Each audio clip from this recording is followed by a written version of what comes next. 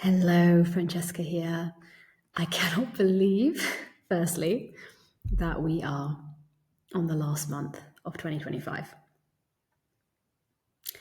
I feel like that requires a bit of a inhale and then like the biggest exhale and sigh out. We've made it. And so the themes for December are still bringing the same aspects as they have been bringing all of 2025. It's been the year of the snake. It's been shedding. It's been clearing. It's been like completely annihilating karmic looping patterns, especially in relationships, especially to do with your worth. And December brings more completion for alignment so that we can step into the new cycle. But this, even though it's the end of the year, 2025, I feel like there is a stronger potency to the ending of this year because we are completing an entire 9-year cycle. And it has been 9 years of lessons. So every year, kind of at the end of the year, you get a little bit reflective and you start to look at your year. But this one is really calling us to look at the past 9 years.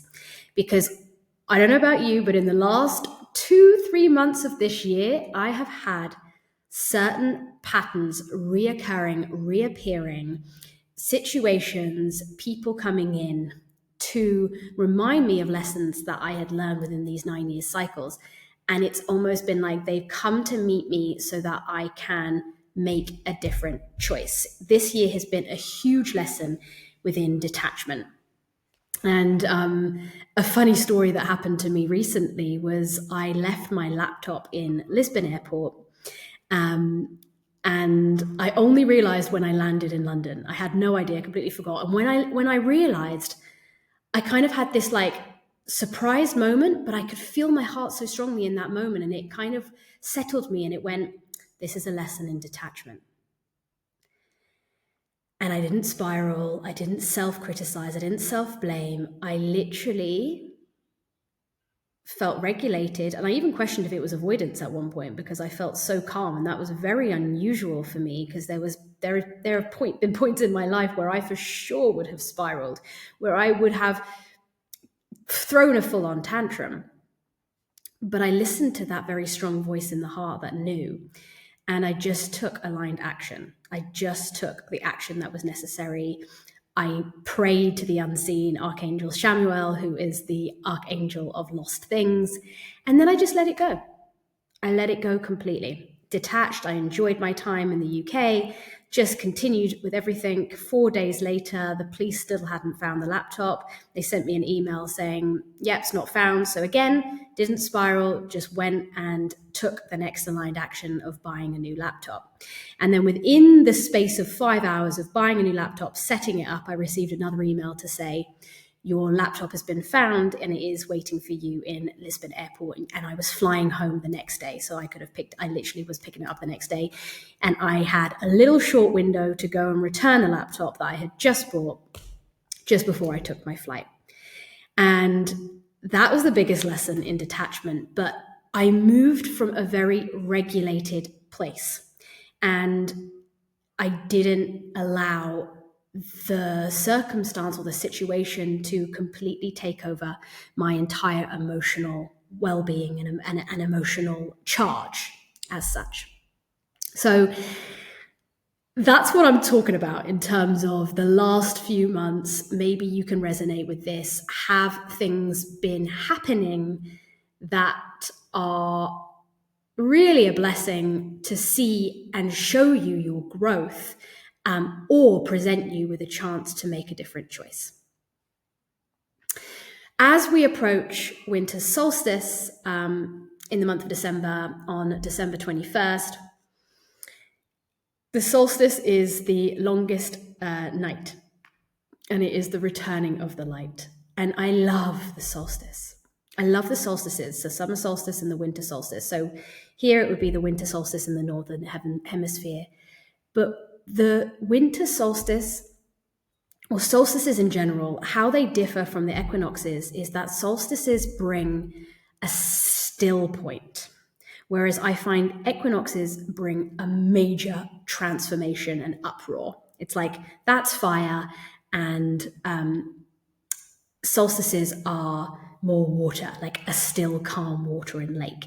Having said that, though, I do feel like December is bringing a surge of fiery energy. I have certainly been sitting with the fires a lot in the past few weeks and really speaking with the fires and asking and sending prayers to the fires to purify all of the cords that are attached to me, that are no longer necessary. We don't realize, but we're exchanging energy all day long. And especially within the 9 years, we really want to burn away any residue of people, places, situations, patterns, right? These are all cords that we can ask the fires for support in. Really, I sing to the fire and I offer this exchange of reciprocity, which is what all of my teachings are based in, and what I support women in remembering of how we can commune with our environment, speaking into the fires, sending the prayers and asking for purification, asking for karmic realignment, asking for clarity, and to burn away all of these outdated, just, things I'm done with. And I feel like the last few weeks of this year have been rapidly showing me this. And December is going to feel like that. It's going to feel like a quick month where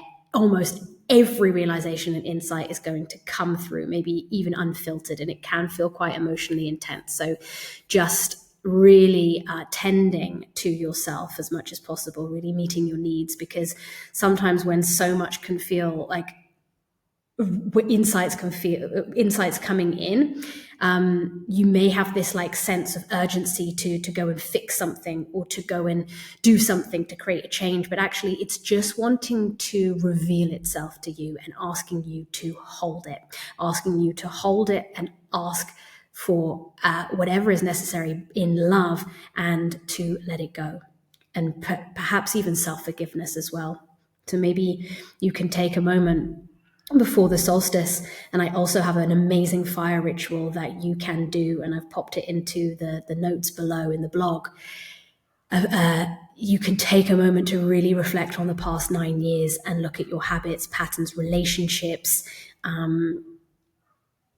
behaviors, all these kinds of things that you are being shown now and saying, yeah, that is a closure. I am really, really, really done with that. Another one that's been really coming up for me is sacrifice and self-abandonment within relationships. And at work as well, actually, and that's been coming up most of the year. So it's like these types of themes that you've actually really been shown all of 2025, because I feel like we've been shown at different points this year some of those patterns clearly. So it's kind of like the sum up now in December. So as things are coming to a sense of completion, we can feel this emotionally, energetically, and somatically. So what does completion feel like on these levels? Completion can start to feel like a relief. It can feel like something inside of you can finally rest. It may feel like spaciousness, like something is opening up, that things are being clearly shown, and in that space is being created. It can also create a sense of neutrality or melancholy as such, like as I was talking before about the stillness, like a still lake. It doesn't mean it's good or bad, but it's just like this kind of pause. And to someone's nervous system that doesn't know that stillness can, or peace is safe, that can feel quite triggering, right? That can feel like, oh my gosh, something's wrong. But actually, can you allow yourself to rest in that stillness and just take a breath? Just take a deep exhale and give yourself some credit and gratitude for everything that you've been moving through. Closures and completions also can bring a sense of mourning and fulfillment all at once, right? So these paradoxical or dual aspects of self, where you're grieving but you're also super grateful, these are very common signs that things are just coming to a head and completing. You can also see it within your energy. Maybe you feel a return of life force energy. You might feel like more grounded, that energy that has been scattered is gathering or coming back into your center, because we're rooting right down deep now during the winter, right? This is what the winter season is for, is to really compost and build stronger. And this happens every year, and we meet ourselves here every single year. And the more that we can work with this energy, surrender, trust, let go, the easier this will feel, right? The less resistance, walking the path of least resistance. The other part of completions that we may be seeing is also where it comes to relationships.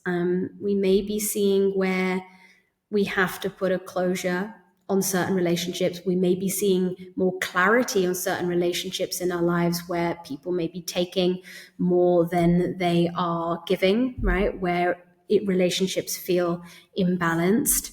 And also you're becoming, in this clarity, you become more discerning on whether a relationship is transitioning. And that can be a transitioning of a relationship, means that new boundaries or new communication needs to be had. Or is a relationship really truly coming to its completion and coming to its end?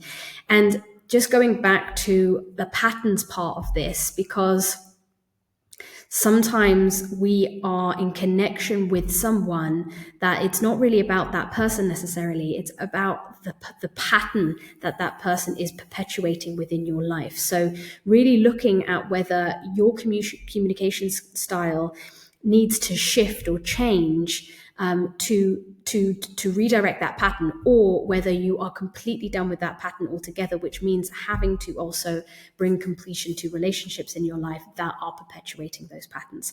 Now, I'm really supporting a lot of my clients at the moment in getting to the root of these patterns and unwinding. I did an unwinding ritual with a client the other day. It was so beautiful, and it was all around patterns to do with the masculine, with men, and not feeling safe with men, and also hyper independence as women. I feel like this theme has been coming up quite a lot. So if this resonates for you, drop me a message.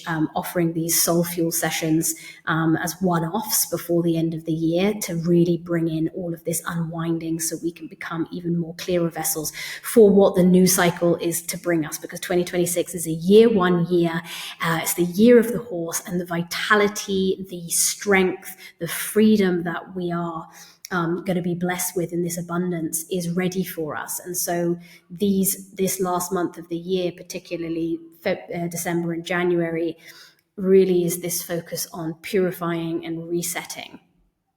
So yes, the other themes that I really wanted to just touch on and talk about was sovereignty and leadership, because that is what is calling us, right? All of the shedding that we're doing here, it's shedding all of those victim stories. It's shedding all of the ways that you're keeping yourself small. It's shedding all of the ways that you dismiss yourself. If you haven't watched my video on dismissal, please do watch that one. But this is like those ways of being, like you not pretending that you aren't aware of your power. No, like we're not playing those games anymore. Sovereignty, what is sovereignty? Sovereignty is the ability to know and assume that you are already chosen no matter what. And that can be in love, but that can be in career, that could be in all areas of your life, right? Knowing that whatever felt like a rejection from the outside is simply a redirection and nothing to do with your internal narrative and story. However, there is an important part of taking responsibility, because if you are constantly attracting the same patterns, same people, same things, then there is a very important thing that you need to do. Get yourself a mirror and really look at what it is that's in your field that is inviting or allowing those energies to come in. And it really is taking a lot of self-responsibility. And that is what sovereignty is. And that is what leadership is. It's about taking responsibility. My word for 2025 was actually leadership. And I've been channeling my word for 2026, which is impact. And I recognize that impact cannot be done alone. And I have been building this year a deep community in order to reach a bigger impact. So as we close out 2025, as you go into all of your deeper reflections of not just this year, but the entire 9-year cycle that you've been in, how can you now tune in to what your word will be for 2026, what your trajectory of your next 9-year cycle is, and what are the things, achievements, ways of being, what you want to call into your life? What are these things? And getting really clear on all of that. Now is a really potent time to do all of these amazing things. And I cannot wait to support you women that are stepping into deeper truth and alignment within this journey. So I've popped in some reflection questions that are going to support you to review the last 9 years. Take a look at the blog below. And if anybody is wanting to tune in and do one of my amazing courses, which, the Way of the Heart, I actually highly recommend, especially when we're working on inner union and coming into healing mother wounds and healing father wounds. I am offering free 45-minute soul fuel sessions for any of these unwinding of patterns that I've just spoken about in this video, with any purchase of one of my online courses. So check all of the links below, and I'm wishing you a beautiful end of 2025, celebrating all of you. Okay, you've made it this far, and let's just tune into the truth of who we are now and really anchor that in and say, the affirmation that just wants to keep coming through is, I am worthy of being and speaking and showing up for the truth of who I am. Authenticity wins over anything. Your magnetism lies in your in your embodiment of your authentic truth. So happy holidays, happy end of 2025, and let's begin 2026 with strength, vitality,